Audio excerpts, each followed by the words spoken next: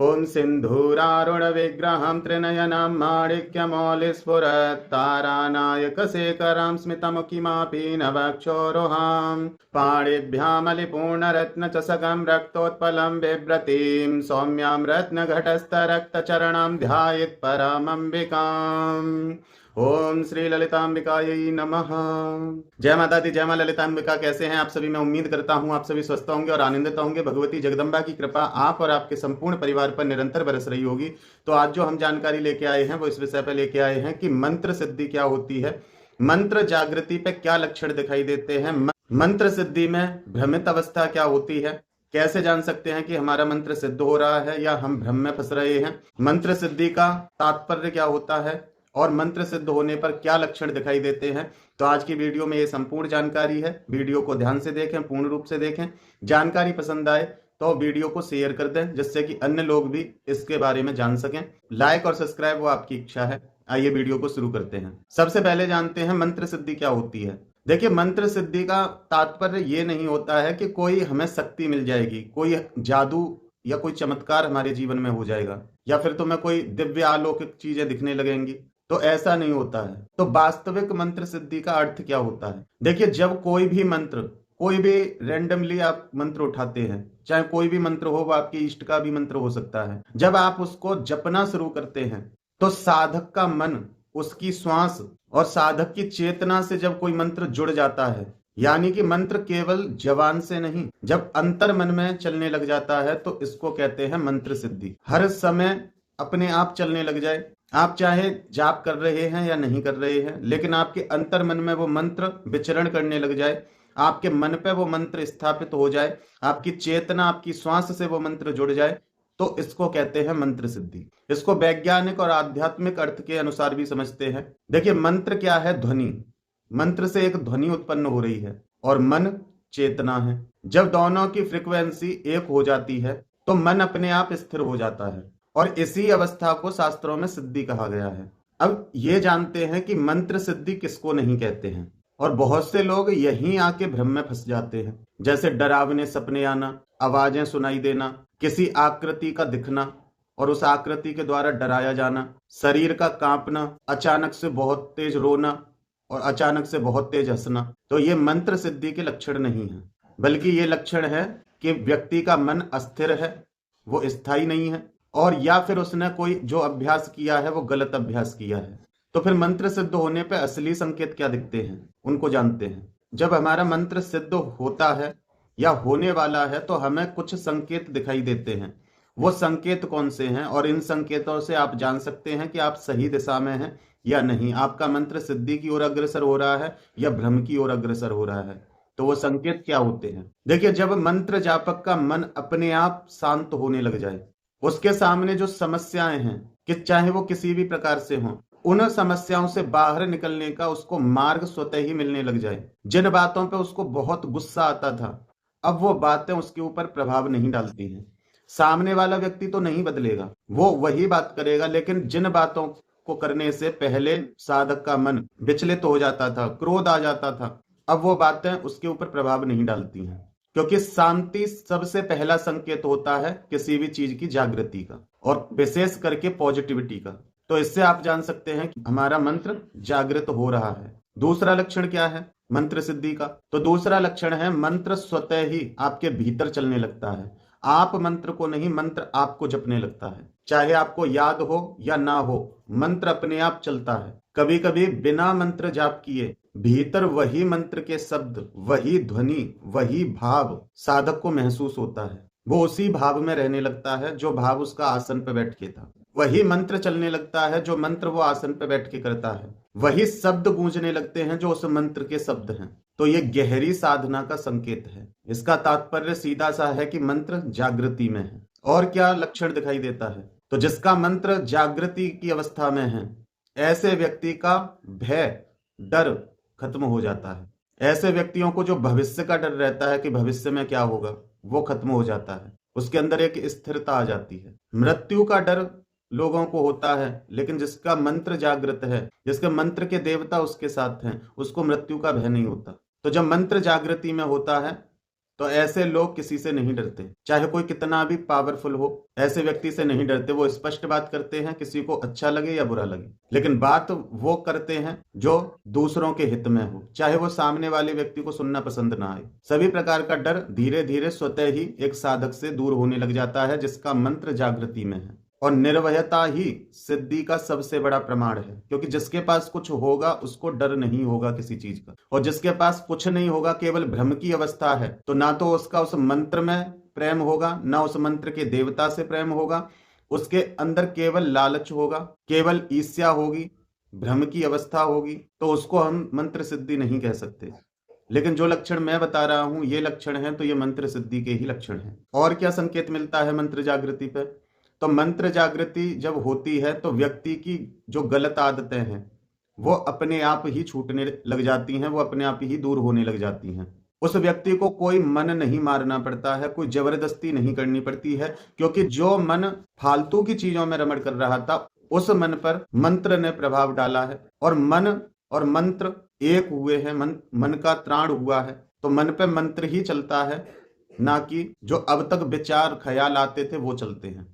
ऐसे व्यक्तियों की झूठ बोलने की इच्छा नहीं करती, जो है वो सत्य है, फिर चाहे सामने वाला उसको सुनना स्वीकार करे या ना करे, लेकिन वो व्यक्ति सत्य ही बोलने की कोशिश करता है, क्योंकि उसको झूठ बोलने के बाद बेचैनी होती है। झूठ बोलने के बाद उसे ऐसा लगता है कि मुझसे जाने कितना बड़ा पाप हो गया, क्योंकि उसका मन स्थिर है, और जब मन स्थिर है तो वो समझ सकता है कि क्या सही है क्या गलत। उसके क्रोध में गिरावट आ जाती है, वो छोटी छोटी बातों से विचलित नहीं होता, क्रोध नहीं करता। और यदि वो व्यक्ति किसी भी प्रकार का नशा करता था तो मंत्र की शक्ति धीरे धीरे उसके नशे की लत को दूर करती है, उसके मन में जो लालच है उस लालच को दूर करती है। ये होती है मंत्र जागृति, क्योंकि व्यक्ति की चेतना साफ हो रही है, व्यक्ति के अंदर की सफाई चल रही है, तो जितनी भी गंदगी है वो सब बाहर फेंक दी जाती है, और व्यक्ति धीरे धीरे प्योर हो जाता है, शुद्ध उसका मन हो जाता है, शुद्ध ही उसका शरीर होता है, और शुद्ध ही उसकी आत्मा होती है, और शुद्ध ही उसका भाव होता है। और क्या संकेत मिलता है?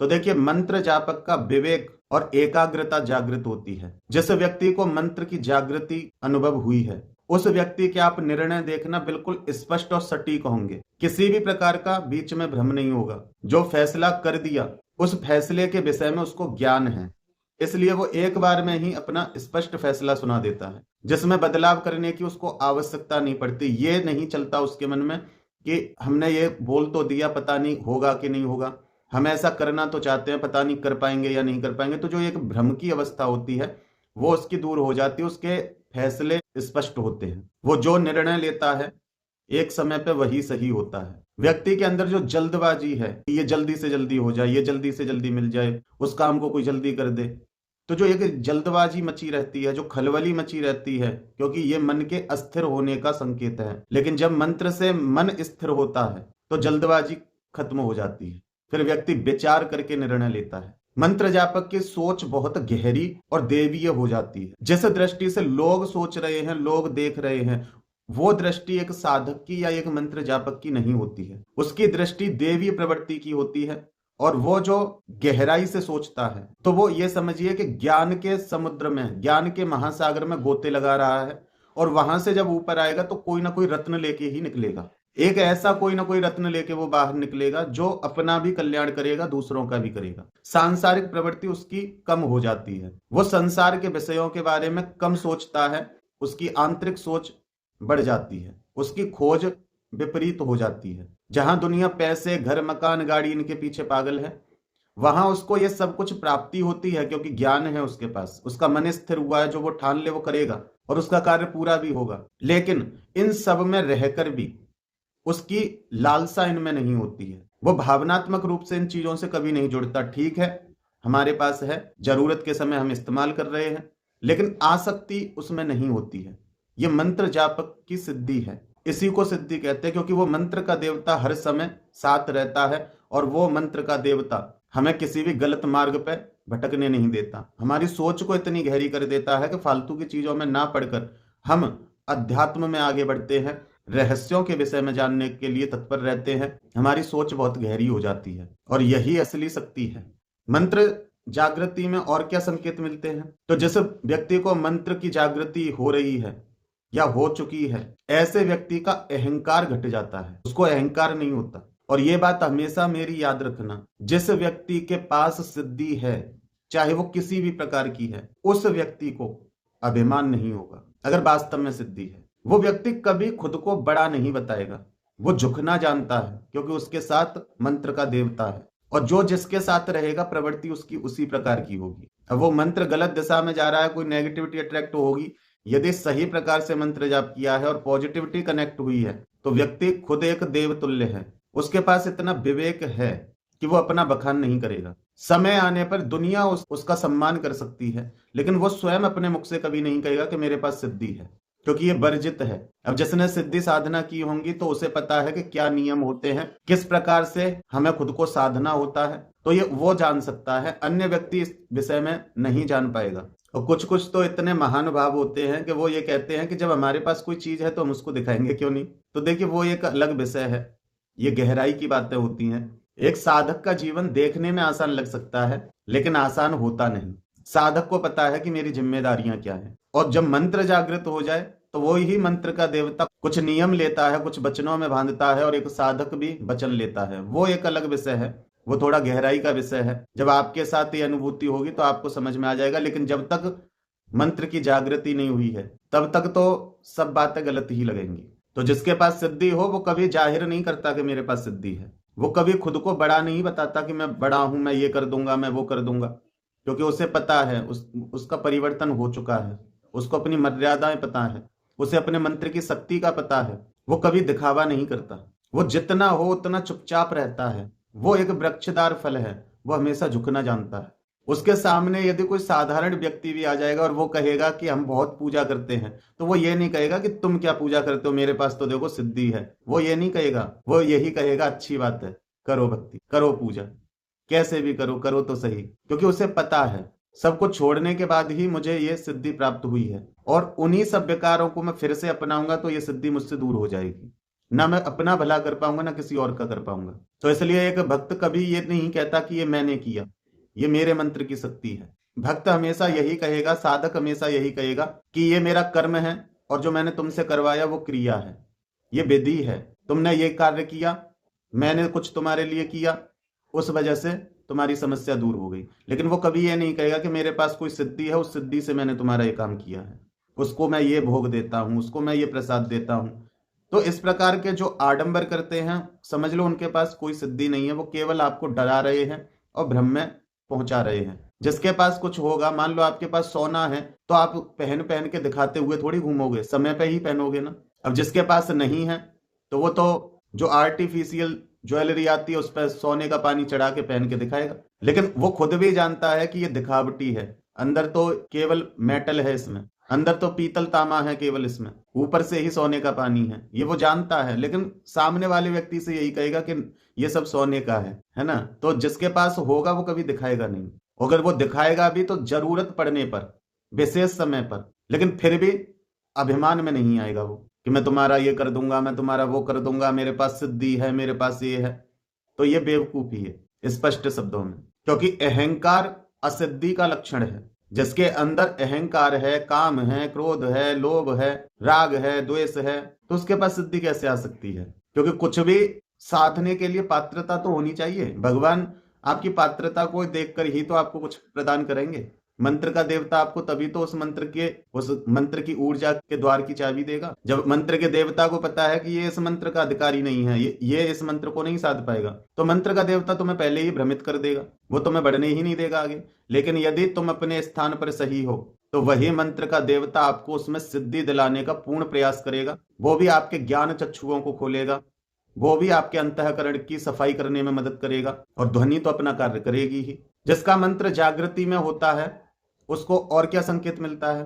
तो ऐसे व्यक्ति की करुणा बढ़ जाती है। दूसरे व्यक्ति को दुखी देखकर, उसको द्रवित देखकर उसका मन द्रवित हो जाता है, उसका मन करुणा से भर जाता है। वो ये चाहता है कि किसी भी प्रकार से इसका कष्ट दूर हो जाए, और किसी को भी चोट पहुंचाने की उसकी इच्छा नहीं होती है, चाहे उसके साथ कोई कुछ भी कर ले। लेकिन वो यही सोचता है कि जितना दुख मुझे आज हो रहा है, यदि मैं इस व्यक्ति से इस प्रकार से बर्ताव करूंगा तो इसको भी इतना ही दुख होगा। उसके देखने, सोचने, समझने सबकी जो दृष्टि है वो बदल जाती है।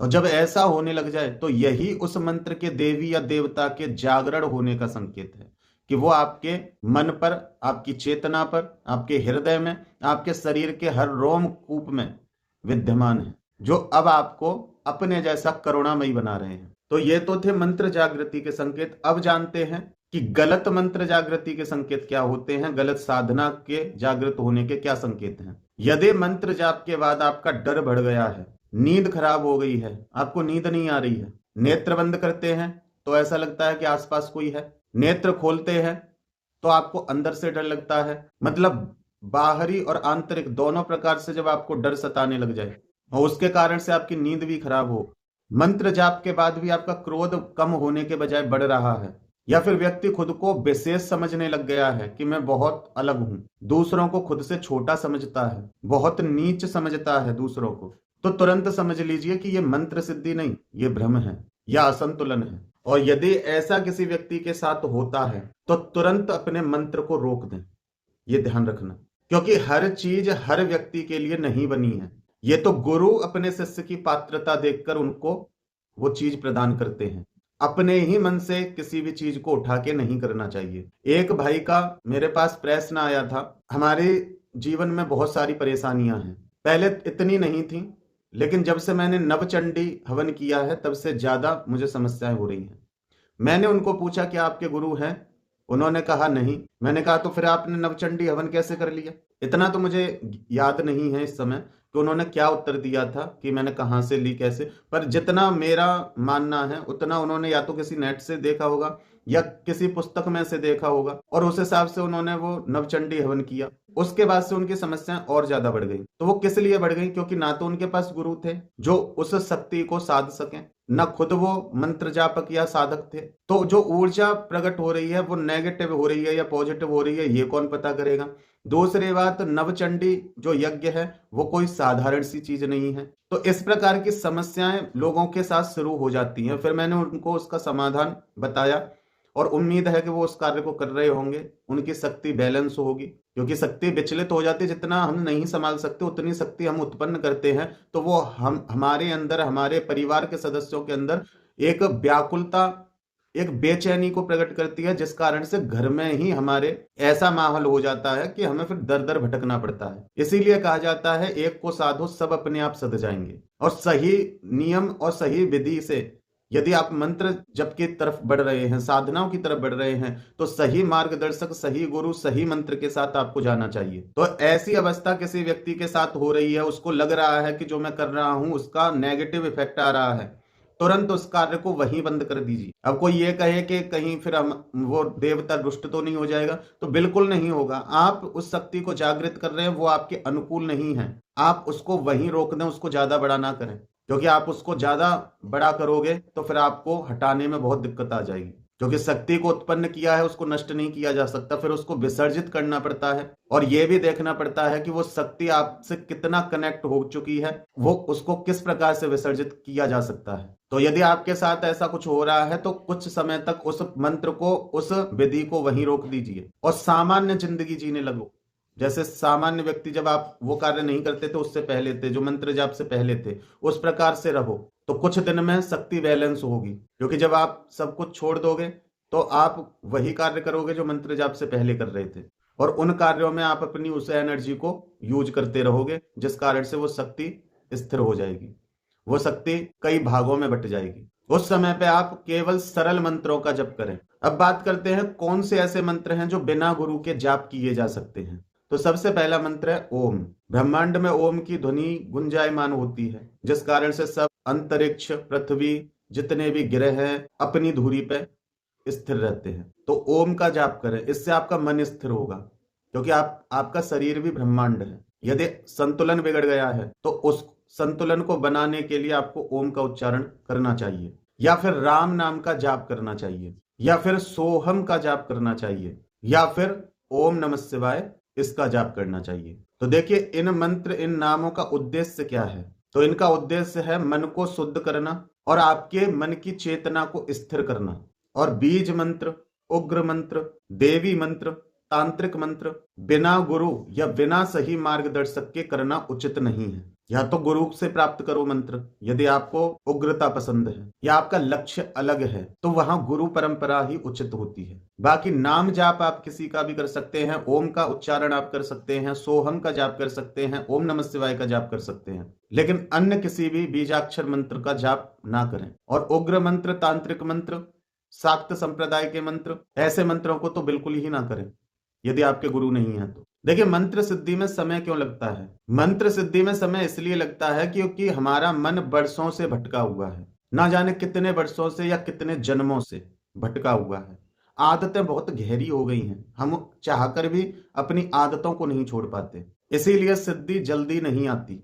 सिद्धि तब आती है जब आपके अंदर गहराई आ जाए और उस गहराई में आपका मन स्थिर हो जाए, विचलित ना हो, तब आप रहस्यों को जानते हैं, तब आप शक्तियों को जानते हैं। और देखिए कि सत्य को याद रखिए हमेशा, मंत्र सिद्धि कोई चमत्कार नहीं है कि आपको मंत्र की सिद्धि हो जाएगी तो आप चमत्कार कर सकते हैं। तो ये चमत्कार नहीं, ये मनुष्य का परिपक्व होना है। यदि आप कोई मंत्र जाप करते हैं, चाहे वो अपनी इष्ट का करते हैं, चाहे आपको गुरु द्वारा प्राप्त मंत्र है, चाहे आपका गुरु मंत्र है या कोई नाम जाप है, जब आप उसे करते हैं और उसे करने के बाद आपका मन शांत हो जाए, आपके हृदय में किसी के लिए राग द्वेष ना रहे, किसी भी प्रकार का डर ना रहे, आप निर्भय हो जाएं, करुणामय हो जाएं, तो उसी दिन समझिए कि मंत्र ने अपना कार्य कर दिया। तो देखिए, ये जो मैं आपके लिए जानकारी लेके आता हूं, ये शब्दों में बता पाना थोड़ा मुश्किल हो जाता है, क्योंकि शब्दों में सामने वाला व्यक्ति समझेगा कि नहीं समझेगा,